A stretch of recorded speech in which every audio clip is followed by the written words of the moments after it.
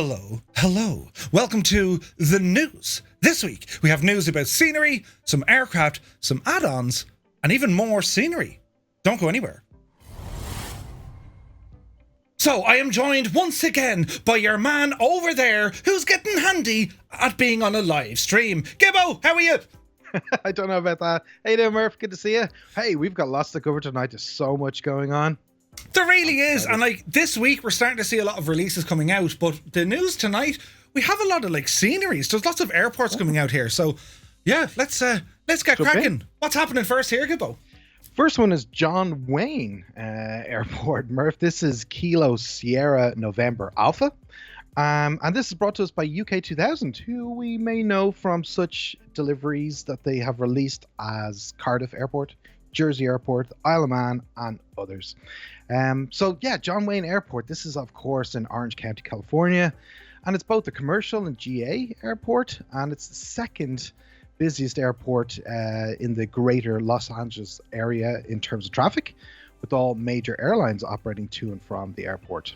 Now with this one, all boxes really are ticked that you'd expect: high definition PBR materials, handmade models and textures, good efficiency and performance, etc. And the reason I suppose we're calling this one out, and what makes it interesting, is that it's located in a very busy airspace that should provide plenty of sightseeing opportunities, but it's also a good chance for pilots to test their skills, navigating along California's notoriously busy skies. So yeah, this is an interesting one from UK 2000. It's available on their website, priced at £15. Oh, nice. It is interesting because, as you say, it is the first time UK 2000 have, done a US scenery. So it'd be interesting to see. Like, the feature list is quite good. John Wayne Airport, interesting. Just because, well, I want to say, you John Wayne. But you know what I mean? But it looks very, very good. So really, really excited about it. And yeah.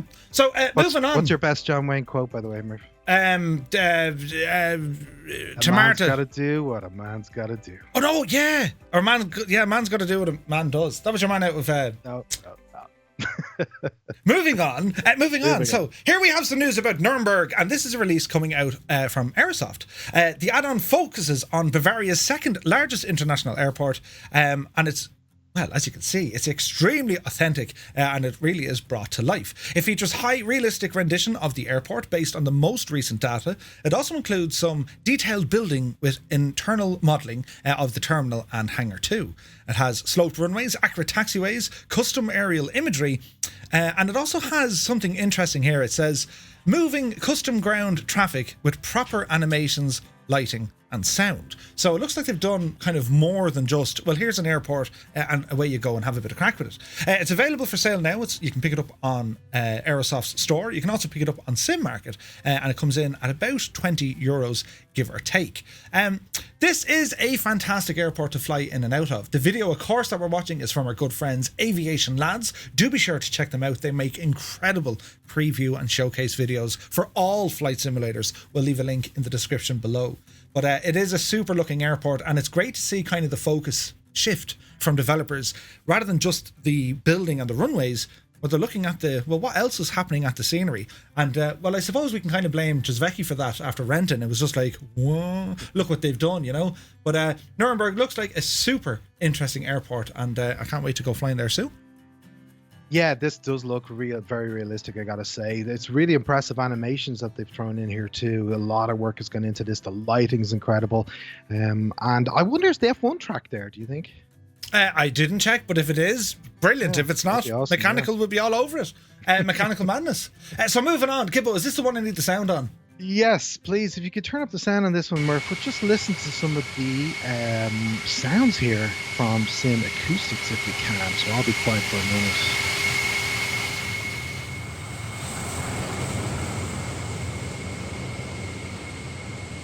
Yeah, hopefully that's coming across well. I might talk over the rest of it. So obviously this is the Concorde finally out from DC Designs. I've been so excited about this, as you all can tell, for so long. And it's available now, yay!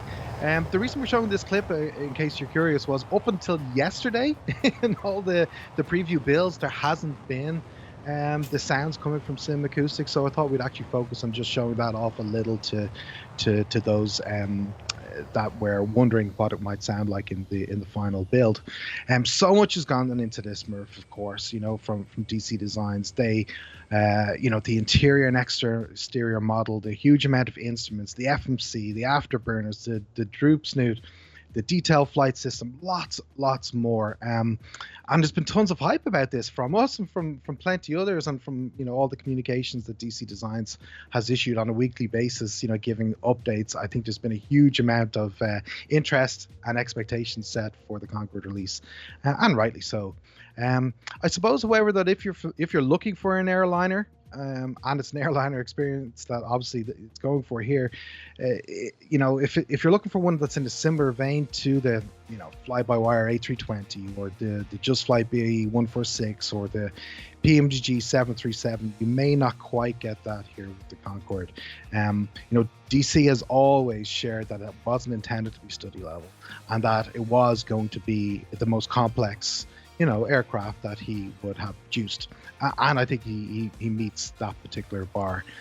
Is it perfect? No. There's our issues. For example, the drone cam switching in from low poly to high poly, or the fuselage not being smooth, or there not being an INS system, and so on. But I don't know if that's enough to worry me too much, because this is so much fun.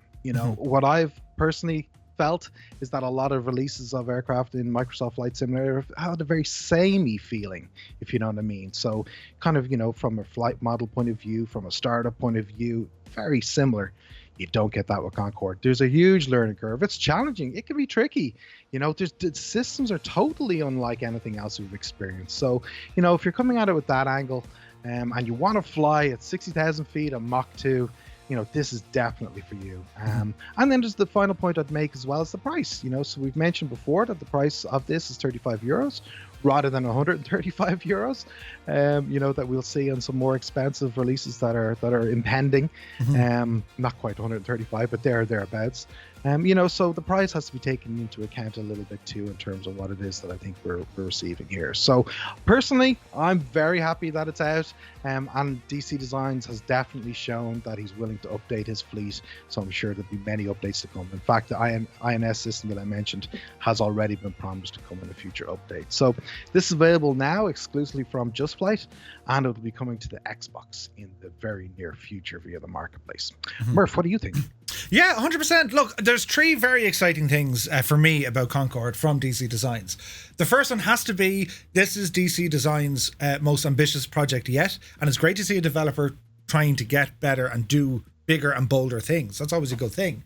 The second thing is, well, this is coming out on the Xbox, which is huge, because any aircraft at the moment seems to be heavily restricted based on the coding.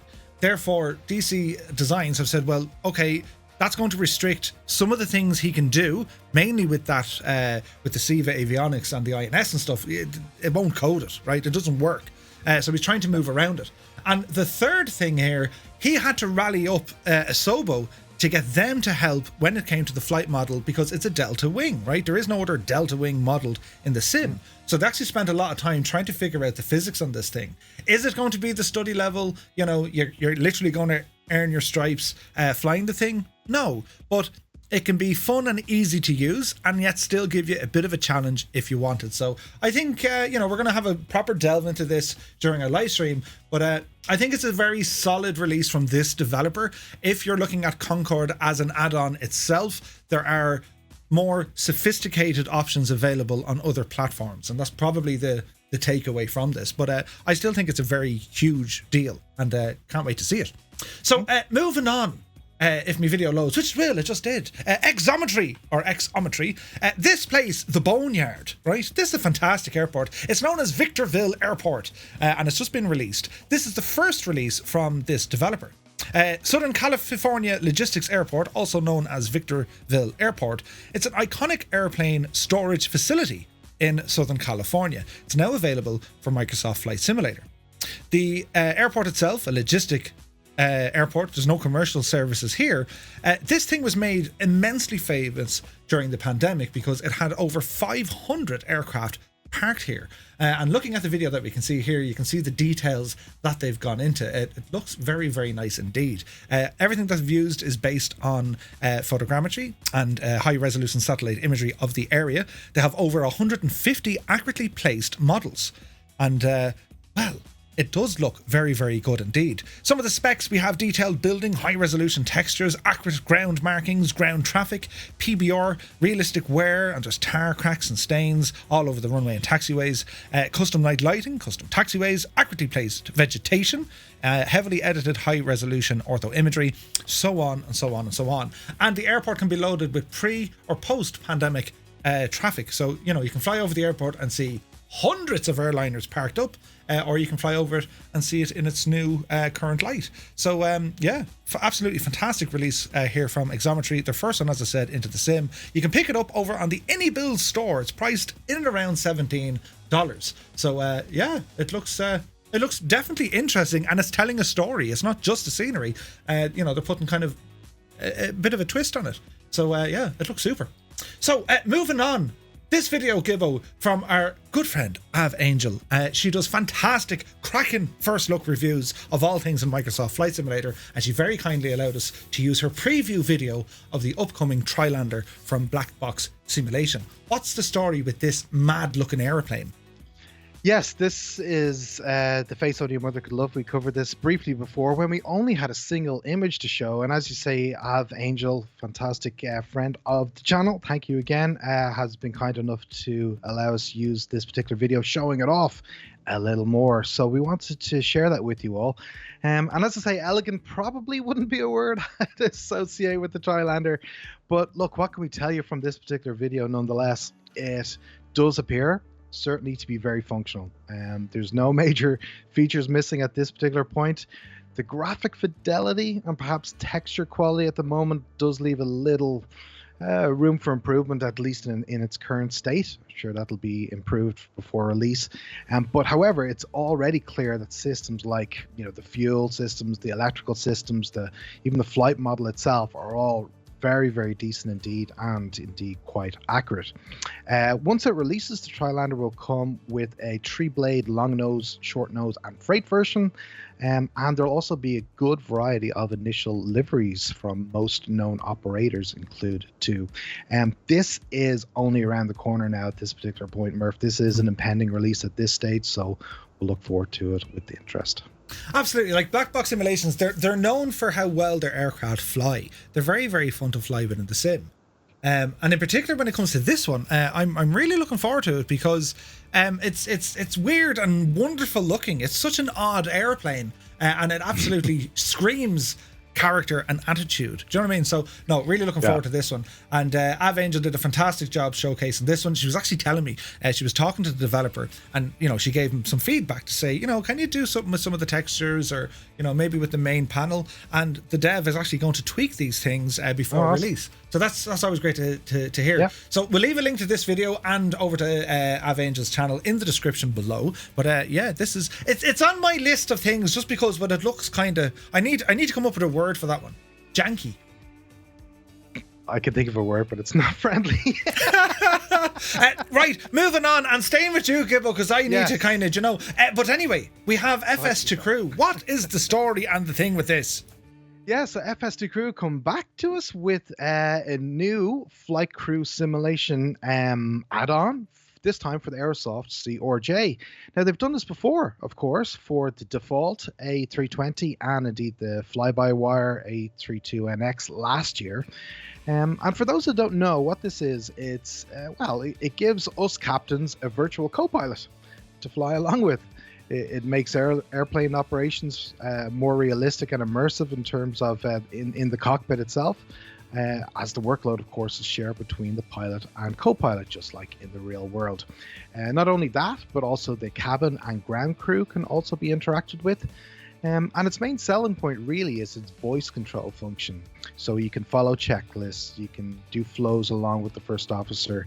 You can work as a team really to get the aircraft up and running and fly along your route.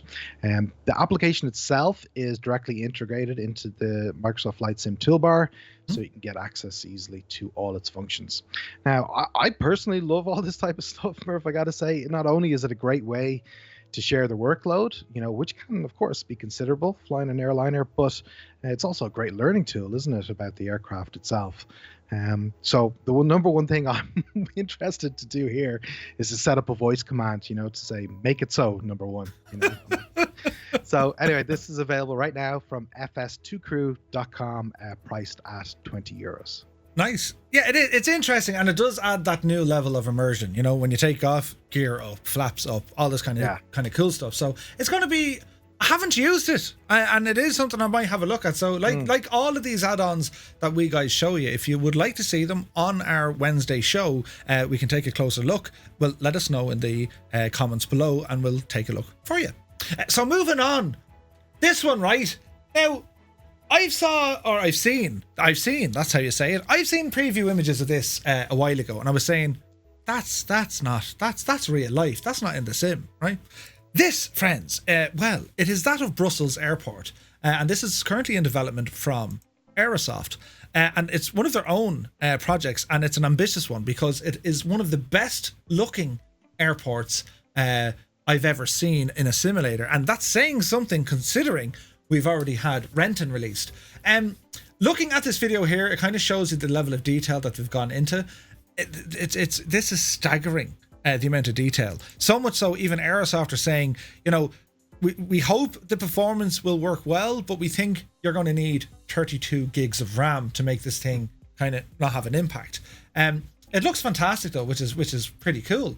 It's in a loop, and it's grand, right? So we'll just skip down here. There we go. I fixed it. Look at the on-the-job fixing. But anyway, what can we tell you about it? Well, Brussels Airport, it looks and feels realistic and detailed as it can get on the outside. It's the interior of the airport that steals this show. We often hear simmers raising doubts about developers spending time modelling something that a pilot doesn't see from the cockpit.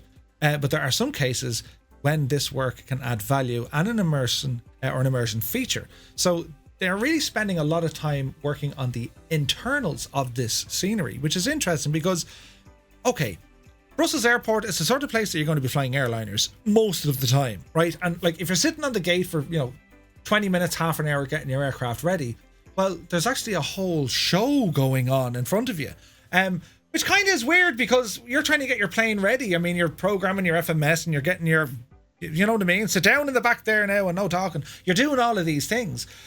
It's definitely going to be interesting to see. And developers are moving away from just accurate taxiways, accurate runways, sloped runways, decent auto. They're moving away from that, and they're saying, no, look at all this cool stuff we can actually squeeze in to this scenery. And that's all thanks to the platform that we have in Microsoft Flight Sim. Bearing in mind, DirectX 12 hasn't released yet officially or in any major capacity, they're able to cram all of this stuff in and it still works. So it's still in production. We're hoping to get some more information on it soon, but do be sure to check out. I'll leave the link in the description below. It points you over to our good friends at MSFSaddons.com, and he's wrote up a fantastic kind of preview there, so do be sure to check it out. So Gibbo, we had the release of the World Update, Iberia. What do you think of it? Yeah, great, Murph. I'd nearly go as far as, look, everybody's experience is different, of course, but for me, it's nearly been the best World Update yet. We all know what we spoke about last time in terms of what was coming with it, but I think what we perhaps didn't know was that it came with updated elevation data for Spain, Portugal, Gibraltar, and Andorra. It came with updated aerial imagery. It came up with it had, I think, improved airport data for over 100 airports, and it added more than 1,000 missing airports into the simulator as well. So there's some of the stats that don't perhaps get the headlines that came with the world update. I was looking actually through the forums. I was just genuinely interested as to what the overall perception across the flight sim community was with it. And of course, there's pros and cons.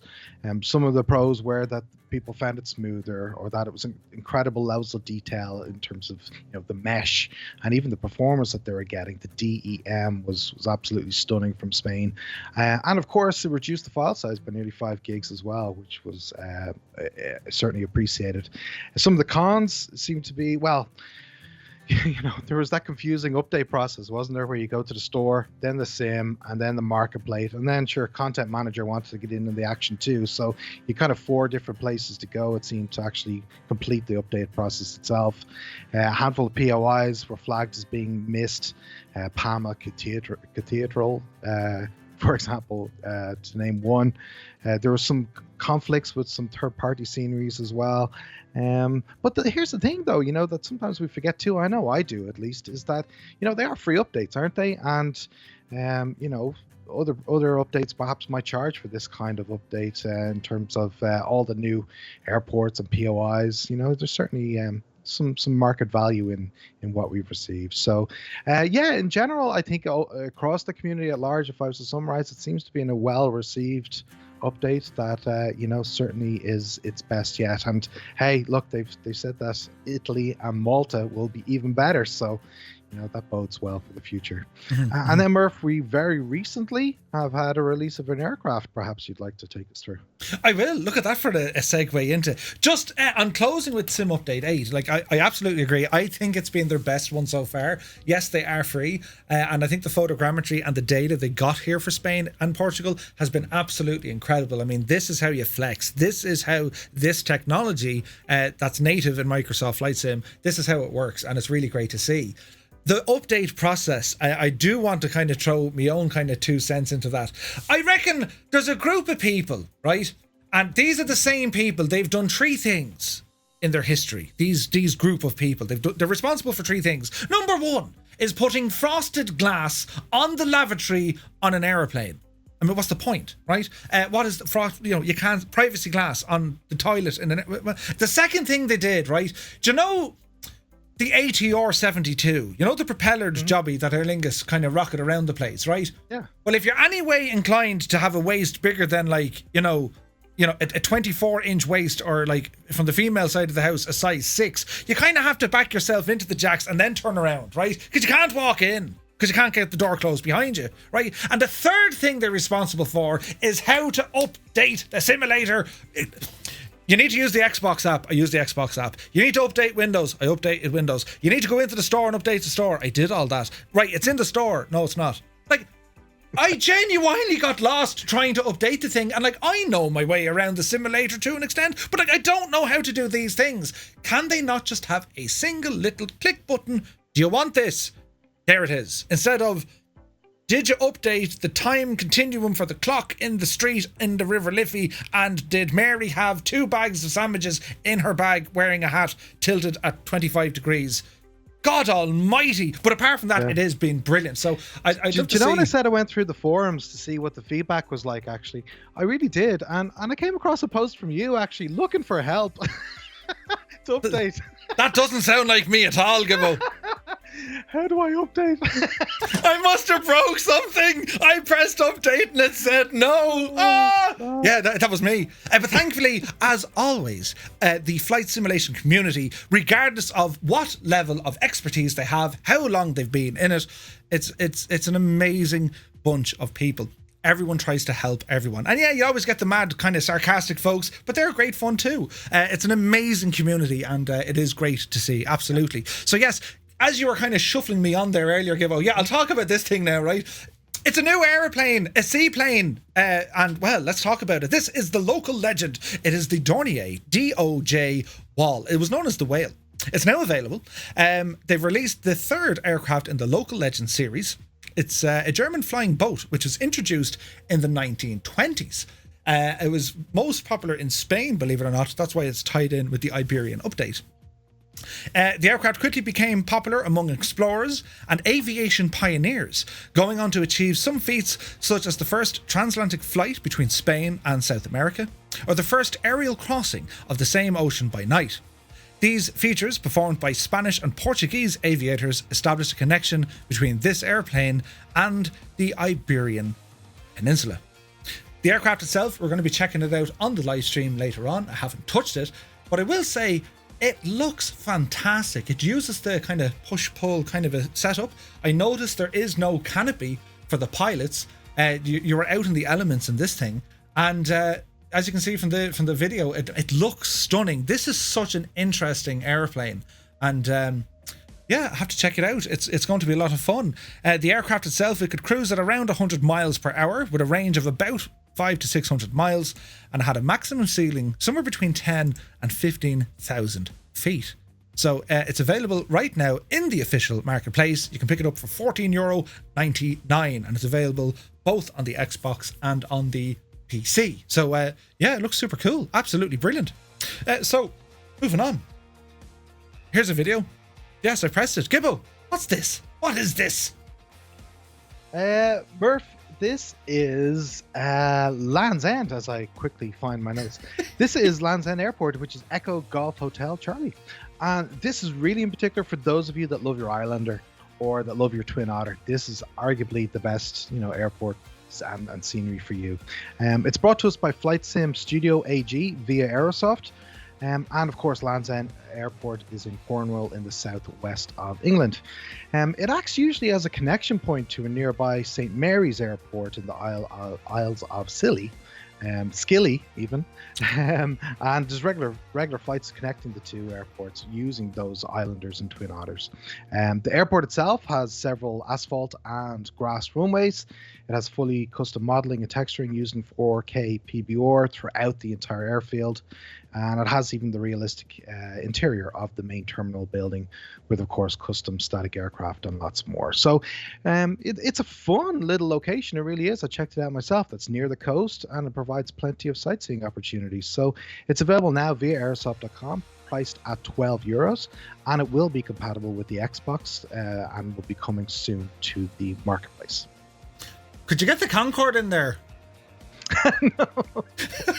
No, there's not many places you can get Concorde in, quite honestly. I reckon we'll do it. If you'd like to see Murph and Gibbo trying to get the Concorde into Land's End, but sure, let us know in the comments section below. I think I can. Don't know about Gibbo though. Do you know? Remember that one time you tried to land it? No. It looks super. This one. Joking aside, it has that real kind of we're in the countryside feel to it, and great work done on the video preview there as well. I mean, it looks amazing. They got the lighting right. They have that so right in terms of like the fog rolling in, especially down that neck of the woods in England, and it looks absolutely stunning. So yeah, it's there are so many new sceneries out there, but I have to say they're coming along really well. So for our last bit of the news this evening, we have news here from FS Academy. Now we know FS Academy as providing missions, if you like, when it comes to IF4, VF4, and even the Jetliner series, which our very own GibboIreland wrote up a review, and it's there over on our website if you want to check it out. They're bringing us forward with a new adventure. It's called FS Academy Navigator. Essentially a VF4 navigation course brought to you by a real airline captain. Now, without going into each and every single thing, you can rumble over to the website, you can read it there yourselves. But just to give you an idea, these are lesson-based adventures, right? So, each lesson or adventure, if you like, it starts you off in a different kind of a scenario whereby it'll hold your hand, it'll teach you a lot of new things, and it'll even help you, brush up your skills on other things. It's compatible in VR, it's compatible over on the Xbox, and it's an amazing way of learning how to do some of the real-world procedures from the comfort of your very own home. We're going to be checking out FS Academy in detail starting on our next Monday night adventure. We're going to be targeting some of their, I think it's VF4 we're going to start with first, just to see what it's like. I highly recommend the FS Academy products, Gibbo. I know you've used them before, even with the Jetliner one. There were certain things you knew, but perhaps there was a different way of looking at them, so it did look super cool. This is going to be released, as I said, on the Xbox and on the PC. It's about 2 weeks away, and we'll leave the description, of course, below in the show notes for you. But this looks absolutely cool. What do you think of it, Gibbo? Yeah, I'm a big fan of FS Academy for sure, Murph. I mean, as you say, I've covered not the jetliner, but I've also got the IF4 and the VF4 packs too. What I suppose the way I'd describe this is that it's kind of like when you're driving, right? You get bad habits. And what I found with the packs, as you say, was that I knew how to fly an airliner, but not in the right way, you know, and that's where it really corrected a lot of those kind of bad habits that crept in, or things that you perhaps just, you know, neglected to really give the attention it needed. So it's a fun thing too, though. It comes across perhaps, you know, as in very instructor led, and you know, you're learning, but it's fun, and it's kind of gamification is definitely built in to make you want to keep going for the next lesson and the next lesson. So it's great that you're covering it on a Monday night, and yeah, as you say, this is only a number of weeks away, and this indeed is going to be their new flagship product. Yeah, exactly. New flagship. I love that. Flagship. But Joe, fantastic stuff. So, Gibbo, that's it. We did it in one take, and do you know what I mean? We're getting good at this. Only one or two slip of the tongues, but that's fine. It's totally fine. And, you know, it's grand. So that is it for this week's news. I hope you guys enjoyed this video. Don't forget, you'll catch us on our live streams at the new time of 1900 Zulu over on twitch.tv/Two-Tone Murphy. So, well, from me to you, and, well, from Gibbo to you, we'll see you on the next one, and take care. Take care.